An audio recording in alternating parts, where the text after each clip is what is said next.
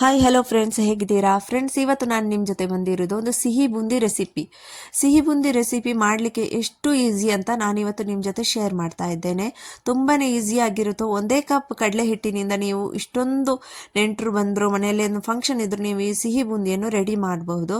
ಬನ್ನಿ ಫ್ರೆಂಡ್ಸ್, ಸಿಹಿ ಬೂಂದಿ ಹೇಗೆ ಮಾಡೋದು ಅಂತ ನೋಡ್ಕೊಂಡು ಬರೋಣ. ಅದಕ್ಕಿಂತ ಮುಂಚೆ ನೀವು ಈ ವಿಡಿಯೋನ ಸ್ಕಿಪ್ ಮಾಡ್ಕೊಳ್ದೆ ನೋಡ್ಕೊಳ್ಳಿ, ಯಾಕಂದರೆ ಏನಾದರೂ ಒಂದು ಸ್ಕಿಪ್ ಆದರೆ ಮತ್ತೆ ಏನಾದರೂ ಅಡುಗೆ ಮಾಡುವಾಗ ಸ್ಕಿಪ್ ಆಗಬಾರ್ದಲ್ವಾ, ಅದಕ್ಕೋಸ್ಕರ. ಬನ್ನಿ ಫ್ರೆಂಡ್ಸ್, ಈಗ ಇದರಲ್ಲಿ ಒಂದು ಪಾತ್ರೆಯಲ್ಲಿ ನಾನು ಸಕ್ಕರೆ ತಗೊಂಡಿದ್ದೇನೆ. ಆ ಸಕ್ಕರೆ ಎಷ್ಟು ತಗೊಂಡಿದ್ದೇನೆ ಅಷ್ಟೇ ಡಬಲ್ ನೀರನ್ನು ತಗೊಳ್ತಾ ಇದ್ದೇನೆ ನೋಡಿ. ಈಗ ಇದನ್ನು ಕುದಿಲಿಕ್ಕೆ ಬಿಡೋಣ. ಗ್ಯಾಸಲ್ಲಿ ನಾನು ಸ್ಪೀಡಲ್ಲಿ ಇಟ್ಟಿದ್ದೇನೆ, ಕುದಿಲಿಕ್ಕೆ ಬಿಡೋಣ. ಇದನ್ನು ಒಂದ್ಸಲ ಈ ಥರ ಮಿಕ್ಸ್ ಮಾಡಿ ಆಮೇಲೆ ನಾವಿಲ್ಲಿ ಸಿಹಿ ಬೂಂದಿಗೋಸ್ಕರ ಕಡಲೆ ಹಿಟ್ಟನ್ನು ಮಿಕ್ಸ್ ಮಾಡೋಣ. ಇಲ್ಲಿ ಈ ಪಾತ್ರೆಯಲ್ಲಿ ನಾನು ಕಡಲೆ ಹಿಟ್ಟು ತಗೊಂಡಿದ್ದೇನೆ. ಆಮೇಲೆ ಇದಕ್ಕೆ ನಾನು ಹಾಕ್ತಾ ಇದ್ದೇನೆ ಈಗ 1-2 ಟೀ ಸ್ಪೂನ್ ರವೆ. ಯಾಕಂದರೆ ಕಡಲೆ ಹಿಟ್ಟದು ನಾನೀಗ ಇಷ್ಟೊಂದು ಜಾಸ್ತಿ ಮಾಡ್ತಾ ಇಲ್ಲ, ಸ್ವಲ್ಪನೇ ಮಾಡ್ತಾ ಇರೋದು. ಈಗ ಇದಕ್ಕೊಂದು 2-3 ಟೀ ಸ್ಪೂನ್ ನೀವು ರವೆ ಹಾಕಿದರೆ ಸಾಕು. ಇಲ್ಲಿ ಹಾಕ್ತಾ ಇದ್ದೇನೆ ತುಪ್ಪ. ಇದನ್ನೆಲ್ಲ ಮಿಕ್ಸ್ ಮಾಡಬೇಕು. ಅಲ್ಲಿ ತನಕ ಇಲ್ಲಿ ನಾವು ಏಲಕ್ಕಿಯನ್ನು ಸ್ವಲ್ಪ ಪುಡಿ ಮಾಡೋಣ, 1-2 ಏಲಕ್ಕಿ.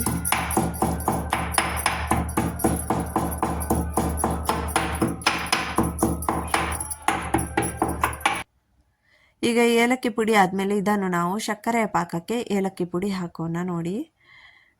ತುಂಬಾ ಈಸಿ ಫ್ರೆಂಡ್ಸ್, ನೀವೊಮ್ಮೆ ಮಾಡಿ ನೋಡಿ, ಟ್ರೈ ಮಾಡಿ. ನೀವು ಖಂಡಿತ ನಿಮಗೂ ಇದೇ ಥರ ಪರ್ಫೆಕ್ಟ್ ಬರ್ಬೋದು ಅಂತ ಅನಿಸಿದ್ದೇನೆ ನಾನು. ಈಗ ಈ ಕಡಲೆ ಹಿಟ್ಟಿಗೆ ನಾವು ಸ್ವಲ್ಪ 1 ಚಿಟಿಕೆ ಉಪ್ಪು ಹಾಗೂ ಬೇಕಿಂಗ್ ಸೋಡಾ ಹಾಕೋಣ ನೋಡಿ. ಇಷ್ಟೇ ಬೇಕಿಂಗ್ ಸೋಡಾ. ಇದನ್ನೆಲ್ಲ ಚೆನ್ನಾಗಿ ಮಿಕ್ಸ್ ಮಾಡ್ತಾ ಇದ್ದೇನೆ ನೋಡಿ. ಫಸ್ಟಿಗೆ ಇದೇ ಥರ ಮಿಕ್ಸ್ ಮಾಡಬೇಕು, ಆಮೇಲೆ ಸ್ವಲ್ಪ ಸ್ವಲ್ಪನೇ ನೀರು ಹಾಕಿ ನಾವು ಮಿಕ್ಸ್ ಮಾಡೋಣ. ಯಾಕಂದರೆ ಒಮ್ಮೆಲೆ ನೀರು ಹಾಕಲಿಕ್ಕೆ ಹೋಗಬೇಡಿ, ಯಾಕಂದರೆ ತೆಳುವಾಗಿ ಬಿಡ್ಬೋದು, ಸುಮ್ಮನೆ ಮತ್ತೆ ವೇಸ್ಟ್ ಆಗ್ತದೆ. ಅದಕ್ಕೋಸ್ಕರ ಸ್ವಲ್ಪ ಸ್ವಲ್ಪನೇ ನೀರು ಹಾಕಿ ನಮಗೆ ಎಷ್ಟು ತೆಳು ಬೇಕೋ ಅದರ ಅಳತೆಗೆ ನೋಡ್ತಾ ಇರಬೇಕು. ಆಮೇಲೆ ಸರಿಯಾಗಿ ನಿಮಗೆ ಅದು ಮಿಕ್ಸ್ ಮಾಡಲಿಕ್ಕೇನು ಆಗ್ತದೆ. ಇಲ್ಲ ಅಂದರೆ ಒಮ್ಮೆಲೆ ನೀರು ಹಾಕಿದರೆ ಸರಿಯಾಗಿ ಮಿಕ್ಸೂ ಆಗೋದಿಲ್ಲ, ಆಮೇಲೆ ಅದು ಕರೆಕ್ಟಾಗಿ ಬಂತಾ ಇಲ್ವಾ ಅಂತ ಅಂದಾಜು ಆಗೋದಿಲ್ಲ ನೋಡಿ. ಈ ಥರ ಚೆನ್ನಾಗಿ ಇದನ್ನು ಮಿಕ್ಸ್ ಮಾಡೋಣ.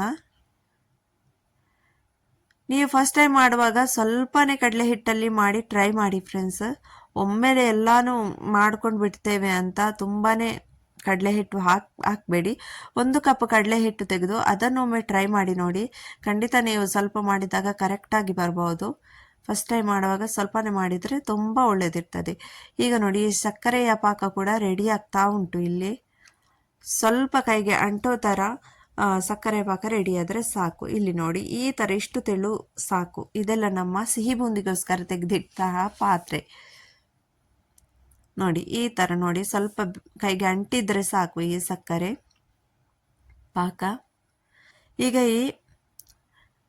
ಇದಕ್ಕೆ ಕಡಲೆ ಹಿಟ್ಟಿಗೆ ಸ್ವಲ್ಪ ನಾನು ಫುಡ್ ಕಲರ್ ಹಾಕ್ತಾ ಇದ್ದೇನೆ. ಯಾಕಂದರೆ ಆರೆಂಜ್ ಕಲರ್.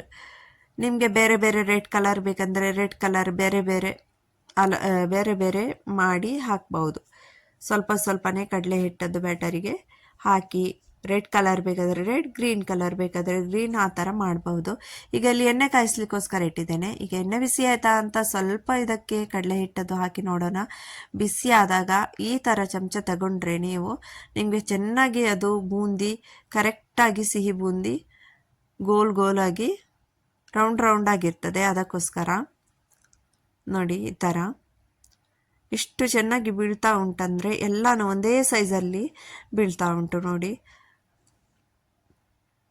ನೀವು ನನ್ನ ಚಾನಲನ್ನು ಫಸ್ಟ್ ಟೈಮ್ ನೋಡ್ತಿರುವುದಾದರೆ ಫ್ರೆಂಡ್ಸ್, ಪ್ಲೀಸ್ ಒಂದು ಸಬ್ಸ್ಕ್ರೈಬ್ ಮಾಡಿ, ಲೈಕ್ ಮಾಡಿ, ಹಾಗೂ ನಿಮ್ಮ ಫ್ರೆಂಡ್ಸ್ ಫ್ಯಾಮಿಲಿಗೆ ಕೂಡ ಶೇರ್ ಮಾಡಿ, ಕಮೆಂಟ್ ಮಾಡಿ ತಿಳಿಸಿ ನನ್ನ ಈ ಸಿಹಿ ಬೂಂದಿ ರೆಸಿಪಿ ನಿಮಗೆ ಹೇಗನಿಸಿತು ಅಂತ. ಇದು ಈ ಥರ ನಾವು ಎಲ್ಲ ಹಾಕಿದ ಮೇಲೆ ಈ ಚಮಚವನ್ನು ಒಂದು ಪಾತ್ರೆಯಲ್ಲಿ ನೀರಲ್ಲಿ ಹಾಕಿ ಇಡಬೇಕು ಫ್ರೆಂಡ್ಸ್. ಯಾಕಂದರೆ ಮತ್ತೊಂದು ಸಲ ಇದರಲ್ಲೇ ಹಾಕುವಾಗ ಇಲ್ಲಾಂದರೆ ಕರೆಕ್ಟಾಗಿ ಅದು ಬೀಳೋದಿಲ್ಲ ಬೂಂದಿ.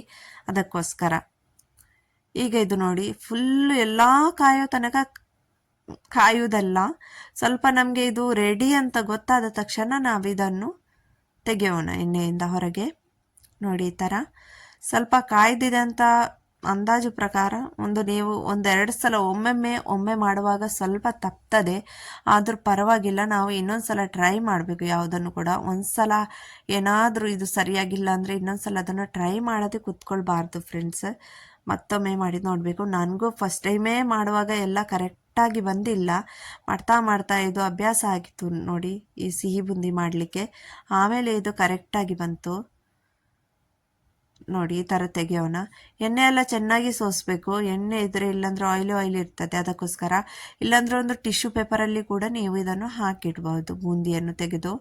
ನಾನೀಗ ಡೈರೆಕ್ಟಾಗಿ ಹಾಕ್ತಾ ಇದ್ದೇನೆ, ಯಾಕಂದರೆ ನಾನು ಚೆನ್ನಾಗಿ ಎಣ್ಣೆ ಸೋಸಿ ತೆಗಿತಿದ್ದೇನೆ, ಅದಕ್ಕೋಸ್ಕರ ನೋಡಿ. ಈ ಮಕ್ಕಳಿಗೆ ಎಲ್ಲ ತುಂಬಾ ಇಷ್ಟ ಆಗ್ತದೆ ಈ ಸಿಹಿ ಬೂಂದಿ. ಮತ್ತು ನೆಂಟರು ಬಂದರೆ ಒಮ್ಮೆನೆ ಫಟಾಫಟ್ ಅಂತ ನೀವು ಇದನ್ನು ಮಾಡಬಹುದು. ಮಾಡಿಟ್ರು ಕೂಡ ಏನು ಇದು ಹಾಳಾಗೋದಿಲ್ಲ, ತುಂಬ ದಿವಸ ಇಡಬಹುದು ನೀವು ಈ ಸಿಹಿ ಬೂಂದಿಯನ್ನು. ನೋಡಿ ಈ ಥರ ಒಂದು ಪಾತ್ರೆಗೆ ಹಾಕೋಣ.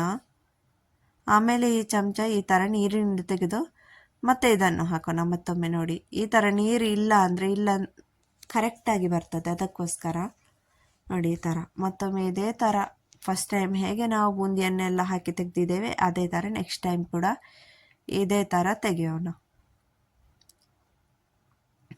ನೋಡಿ ಈಗ ನಮ್ಮ ಬೂಂದಿ ಎಲ್ಲ ಆಯಿತು. ನಾವು ಎಷ್ಟು ಕಡಲೆ ಹಿಟ್ಟನ್ನು ಬೆರೆಸಿದ್ದೇವೆ ಅದೆಲ್ಲ ಮುಗೀತು. ಲಾಸ್ಟ್ಗೆ ಅದೇ ನಾವು ಬೂಂದಿಯನ್ನು ಯಾವ ಪಾತ್ರೆಗೆ ಹಾಕಿದ್ದೇವೆ ಅದಕ್ಕೆ ನಾವು ಸಕ್ಕರೆಯ ಪಾಕವನ್ನು ಹಾಕಿ ಈ ಥರ ಮಿಕ್ಸ್ ಮಾಡ್ಕೊಳ್ಳೋಣ. ಎಲ್ಲ ಒಂದೇ ಸಲ ಪಾಕ ಹಾಕೋದು ಬೇಡ, ಈ ಥರ ಮಿಕ್ಸ್ ಮಾಡೋಣ.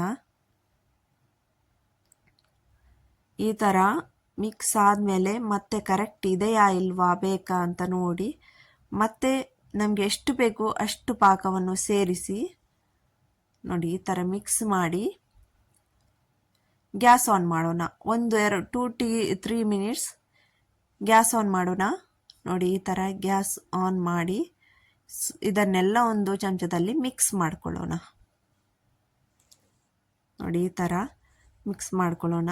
ಗ್ಯಾಸ್ ತುಂಬ ಹೊತ್ತು ಆನ್ ಇಡಬಾರ್ದು, ಒಂದು 2-3 ನಿಮಿಷ ಆನ್ ಇಟ್ಟು ಇದನ್ನು ಈ ಥರ ಮಿಕ್ಸ್ ಮಾಡಿಕೊಂಡ್ರೆ ಸಾಕು. ನೋಡಿ ಸ್ವಲ್ಪ ಹೊತ್ತು ಇದೇ ಥರ ಬಿಟ್ಟು ಒಂದು 2 ನಿಮಿಷ ಆಮೇಲೆ ಈ ಥರ ಎಲ್ಲ ಕರೆಕ್ಟಾಗಿ ನಮ್ಮ ಸಕ್ಕರೆಯ ಪಾಕ ಎಲ್ಲ ಬೂಂದಿಗೆ ಕರೆಕ್ಟಾಗಿ ಎಲ್ಲ ಅಂಟ್ಕೊಳ್ಬೇಕು. ನೋಡಿ ನೋಡಿ ಈ ಥರ ಇದೆಲ್ಲ ಈಗ ಚೆನ್ನಾಗಿ ಬೂಂದಿ ಒಳಗಡೆ ಹೋಗ್ತದೆ. ಈಗ ಬಂದ್ ಮಾಡೋಣ ಗ್ಯಾಸ್. ನೋಡಿ ಈಗ ನಮ್ಮ ಬೂಂದಿ ಎಷ್ಟೊಂದು ಚೆನ್ನಾಗಿ ಬಂದಿದೆ ಅಂದರೆ ಮಕ್ಕಳಿಗೆ ಕೂಡ ಇಷ್ಟ ಆಯಿತು ನೋಡಿ.